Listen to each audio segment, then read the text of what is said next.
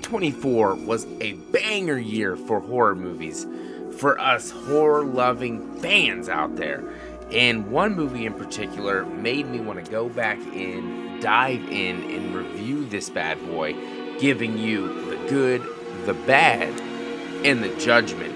And that movie is Oz Perkins Longlegs. Let's discuss this movie right now. That is led to all of this.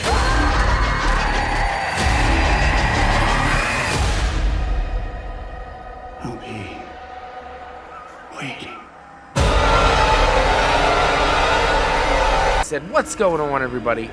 My name is Facci, and this is Faccis Cinema. If you are new to the channel, please, for the love of God, subscribe. No, I'm just kidding. If you want to subscribe, please do. Like the video, comment.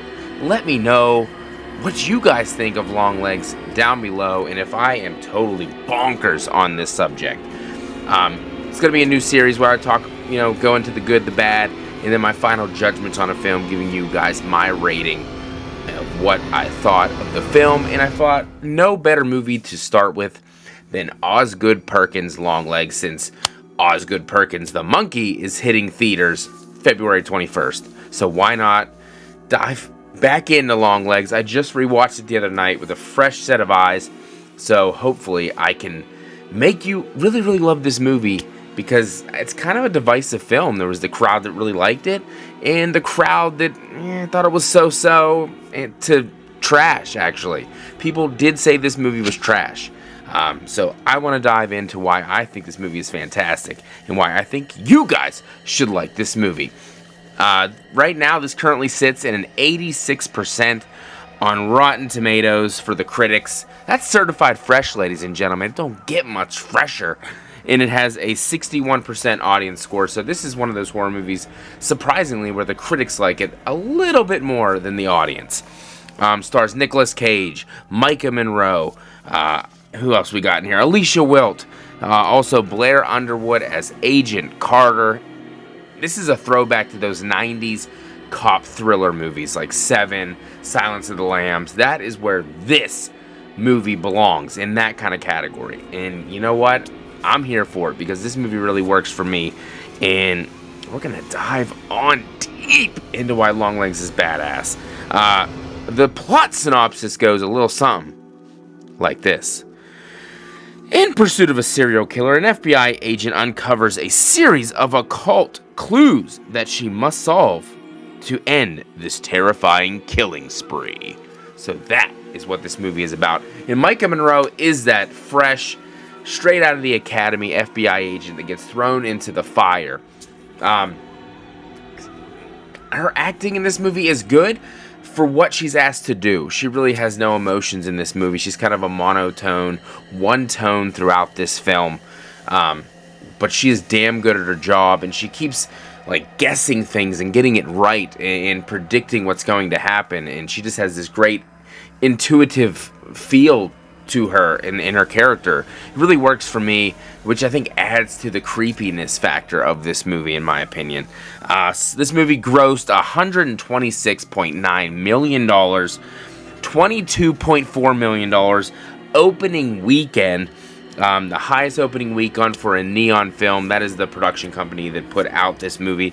And Neon is just climbing the ladder of horror production companies. It's kind of similar to A24 with the artsy kind of movies, but they have been grinding, and I think they caught up to A24 in my opinion. And the budget was under $10 million, so this movie made its money back in spades.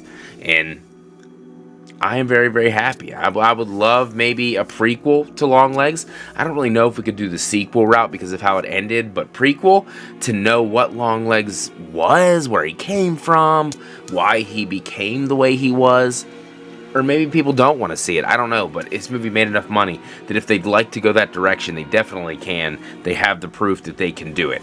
Well, first off, in this little deeper dive review of Longlegs, I wanted to jump into the good of this movie. And first and foremost, Obviously, this movie is based on mood and atmosphere. This is a slow burn type of movie. Usually not my jam, usually not my thing, but this one really, really worked for me. It left me feeling a way that I don't know if I've ever felt leaving the theater. And if I have felt this way, it hasn't been since 2012, and that would have been Sinister.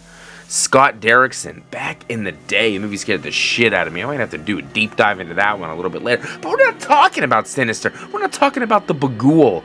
Oh, God, he's fucking scary. Sorry. But yeah, the 90s aesthetic, it really felt, like I said, like those 90s thrillers. Seven, Silence of the Lambs. It really fit in, and I think Osgood did a great job. The way he shot these scenes really worked. I mean, he took us right back to that time. Yes, Bill Clinton was on the wall, so we knew it was the 90s, but you didn't even need to see that to know that this was straight up 90s. It just felt 100% like it.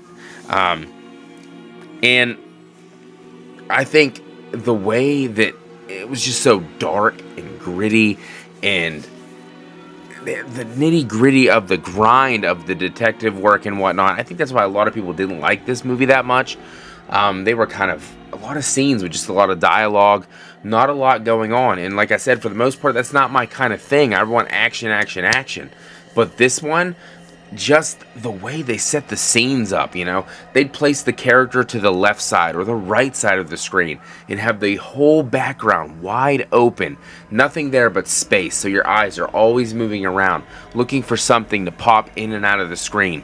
You know, most of the time nothing happened, but just the anticipation, the adrenaline gets pumping in your body, thinking this is going to be a jump scare. No, this is going to be a jump scare. When nothing happened, fantastic.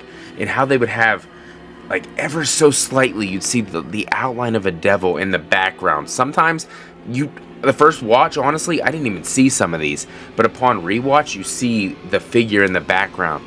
And then there's the other times they want you to see it outside the window. Just, it kind of like a little bit more further on screen, then it just fades away. Standing behind Micah Monroe, then fades away. The devil, the Satanism in this movie, the occult. I don't know if that's what made this movie, you know, work for me, made my stomach, I don't know, just the type of way I've never felt watching a movie. Like the fear, the anticipation that something was going to happen. I don't know, it was just a different kind of feeling that I've never had. And if you didn't have it, I kind of feel bad for you, because that's what made this movie so special for me. And if it didn't for you, then maybe that's why you didn't like this movie so much. And I could totally understand that. Obviously, Nicolas Cage as Longlegs, as Cobble, fantastic. I would say he would deserve an award, but you know, horror movies don't really get that many, so, except for The Substance, but that's another story. But Longlegs, what he put into the character, you couldn't even know that was Nicolas Cage sometimes. And then obviously other times when he lets the mannerisms out, the Cageisms out, like when he's driving in the car singing, "Daddy, Mommy, unmake me," like that's pure Nicolas Cage coming out. But most of the movie, couldn't even tell. Prosthetics were great. The way he acted throughout this movie, his dialect, what he said, so creepy. One of the best lines in this movie is when he was making one of his dolls, and he says, "I know you're not afraid of the little dark, because you are the dark." I know you're not afraid of a little bit of dark. You could have been nice with me, because you are the dark. Like that's the line of this movie, and I think people are going to be saying "you are the dark," you know, down the road. I think people are just going to say it. It's a creepy line. It coming from a creepy character. He's a doll maker who, you know, you think is a nice guy. He comes off as very friendly. Cuckoo, cuckoo, cuckoo. He's cuckoo, all right. But oh, there's the little birthday girl. Yeah, he's a freak, bro. He's a freak. And then that final scene whenever he's being interrogated and he just smashes his face off the table so many times. That shit is wild, dude. The special effects on that one, you didn't see that coming, man. That just caught me off guard a little bit, and I wish that wasn't the end of the Longlegs character, but hey, Satan told him to smash his face off to death. He's gonna do what he says. Also, going back to the Satanism and the occult, it was such a grounded take on the Satanism and the supernatural. Like, obviously it could have jumped the shark with the supernatural, and some people may think it did by creating these dolls, putting like the evil black magic into the little brain ball in the dolls' heads, and then it kind of controls like the daughter or the kid they were giving it to. I don't know. I thought it was a great take on a grounded approach compared to just jumping full force, having devils walking around, crazy shit happening. This seemed realistic, or at least realistic enough that it felt like it could really happen. And I know besides maybe the Satanism stuff, most of this stuff could possibly happen. You could have a guy who, I mean, Charles Manson did it. He got people to kill for him. It could happen. Longlegs got the dads to kill their wife and the kids, and it could happen. I mean, it's like I said, it's happened before, unfortunately, in the sick world we live in. But that's what it has to be. And I think the last good thing I have written down here is like the full circle that it goes. You know, Lee kind of started this thing with Longlegs way back in the day that she didn't fully remember until she went to talk to her mom. She saw the pictures. He was there that day, way back when, and her mother made the deal not to kill them if the mom would deliver the dolls from the churches to these houses to kill others. They had to kill 13 families, but Lee Harker was saved from being involved with one of those families. And then the fact that Agent Carter and Lee were working this whole case together, then it comes back around, ends with Lee Harker.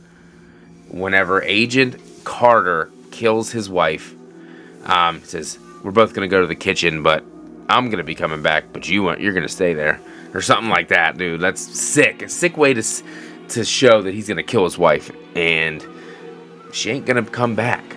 So I wish Lee would have stopped it sooner. You know, she had the gun. She could have done it. She chose to wait. Yeah, but kind of full circle. It started with Lee in the beginning as a little girl, ended with her as a FBI agent, hopefully putting an end to this spree of murders. But I like that aspect of this movie, and I think it is a damn good movie. But with every good movie, there has to be a little bit of bad, and the bad for Longlegs goes a little something like this. The kills were creepy, and you know what they say, less is more. However, I think we could have used more scenes from some of the other families that were, you know, I guess basically sacrificed. You know, I wanted to see some more crime photos, go to some more crime scenes, see what other families did, what Longlegs made other dads do to their families. I know that sounds sick and twisted, and I don't mean it to be, but I think I could have used a little bit more of that. And I think that's, for some people that didn't like this movie, I think maybe that could have upped the slow pace and given us a little more scenery to chew on, to go along with all the dialogue and the dialect that was in this movie. I think that would have helped the people that didn't like it that much. And I basically gave this the highest score you could, but I could have taken it up one more notch maybe if they gave us just a little something. And that's kind of nitpicking because, you know, I don't really know if this movie needed that entirely, but if I had to say one thing, that would be definitely one of them. And I only have one more in the bad category, and that would be, it's probably wrong to say this, but I think we could have used a little bit more Longlegs. Prayers? No, Mom. I never said my prayers, never once. They scared me. Cuckoo, You had a visitor yesterday. Can you describe him for me? cuckoo. He really honestly wasn't on screen that much when you think about it. And as creepy as he came off, I think we could have used a little bit more of him. Maybe a little bit more of him doing what he was doing, showing us how he does some of the things he did. Maybe going to different houses, checking people out and stuff. Making a couple more dolls. I think maybe that could have helped a little bit also. Because Nicolas Cage has such a screen presence, that, and him looking the way he did his Longlegs, creepy with the prosthetics and, you know, everything they did, I think maybe a little bit more Longlegs in the movie could have went a long way, in my opinion. But those are the only bad things that I have to say, really, about this movie, because I absolutely loved it. I walked out of the theater. I was so happy that I went to see it. So happy that it made me feel a certain way inside that I haven't felt in a long time. And it was a great movie to watch. It finally a slow burn that actually connected with me. Kind of one of those artsier movies that I actually dug, because I'm not really into them.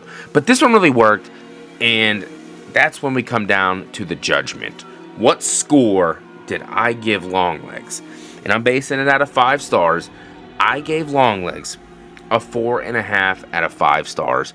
And like I said, the reason why, it's stuck with me. It's a movie that I thought about for a very long time after I've seen it. It made me feel kind of like butterflies and nervousness in my stomach throughout the runtime of this movie, from the way it was shot, the angles, the cinematography, everything. Longlegs himself, the story, the occult, everything in it made me feel that type of way that I don't get that feeling from many movies. So for this to happen once in maybe a decade type of thing, I had to give it a 4.5 out of 5 stars. I know it's probably a hot take.